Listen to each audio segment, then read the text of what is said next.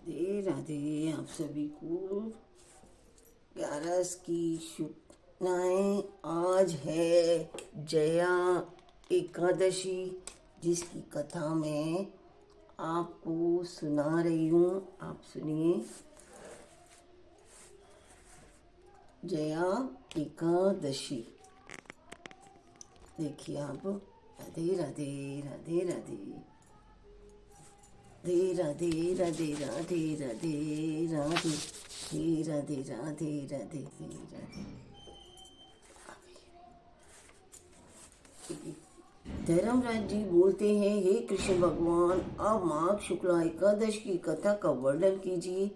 भगवान बोलते हैं, क्या हे धर्मराज, जो माघ शुद्ध एकादशी का व्रत करता है वह सब पापों से छूटकर संसार के सब सुखों को भोगता वह अंत में मुक्ति को प्राप्त करता है। इसका व्रत करने वाले को भूत प्रेत योनि कभी नहीं मिलती। इसके करने से सदा शत्रुओं पर विजय प्राप्त होती है, इसलिए इसका नाम जया एकादशी रखा है। हे धर्मराज, अब मैं जया एकादशी की कथा सुनाता हूँ, आप ध्यान से सुनिए। बोलो एकादशी माता की जय। एक समय इंद्रलोक में देव सभा जुड़ी हुई थी। सुंदर अप्सराएं नाच रही थी। उनके साथ ही गंधर्व पुत्र माल्यवान और गंधर्व कन्या पुष्पावती भी गा रहे थे। इंद्रासन पर इंद्र विराजमान थे। चारों तरफ खुशी छाई हुई थी।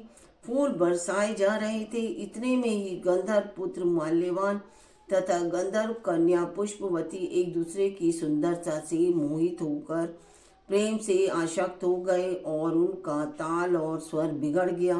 वे ताल स्वर से रहित होने पर भी नाचते ही रहे। यह देखकर इंद्र को बहुत ही क्रोध आता है और तुम बोलते हैं कि तुमने शास्त्र के विपरीत आचरण किया है और बिना विवाह के एक दूसरे पर आसक्त हो गए हो। विवाह ना होने तक पुरुष को चाहिए कि पर स्त्री को बहन माता के समान समझना चाहिए और स्त्री को चाहिए कि पर पुरुष को भाई या पिता के समान समझना चाहिए। तुम दोनों ने आसक्त होकर ताल स्वर भंग कर दिया, इसलिए इस अपराध के लिए मैं तुम्हें शाप देता हूँ।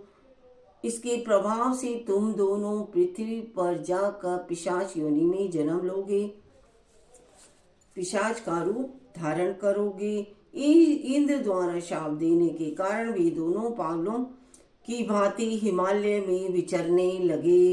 एक दिन भयंकर ठंड पड़ने पर शीत से व्याकुल होकर दोनों ने भगवान विष्णु से प्रार्थना की कि अब कभी भी बुरा कर्म नहीं करेंगे, पर स्त्री को माता बहन और पर पुरुष को पिता या भाई के समान ही समझेंगे।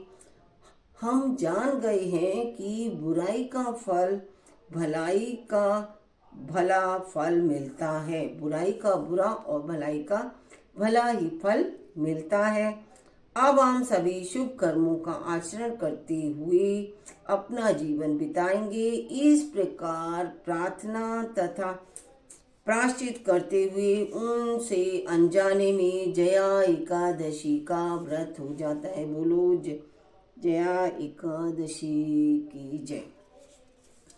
और इस व्रत के प्रभाव से क्या हुआ, मर जाते हैं और मरने पर उन्हें इंद्रलोक विमान आता है और विमान उन्हें इंद्रलोक पहुंचाता है। वहाँ इंद्र के पूछने पर बाल्यकाल और पुष्पावती ने बताई कि अनजाने में हमसे जया एकादशी का व्रत हो गया और इसीलिए पिशाच योनि से हमारी मुक्ति हो गई। इंद्र बोले, सही तौर पर तुम अब बुरे कर्म छोड़कर धर्मात्मा बन गए हो, इसलिए इंद्रलोक में देवयोनि में रहकर सुख भोगो सकते हो। और इंद्र ने सारा ही प्रबंध करके बाल्यकांत और पुष्पावती का बड़ा ही धूमधाम से विवाह करा दिया। बोलो जया एकादशी की जय। जय माता, जय माता। चांद की चौकी मोती के हाथ जापे बिराजे मेरे लक्ष्मी गणेश जी महाराज। बोलो आज के आनंद की जय। जय माता की। आप लोग देखिए, मैं एकादशी का आप लोगों को भजन सुनाऊंगी, आप सुनिएगा। राधे राधे।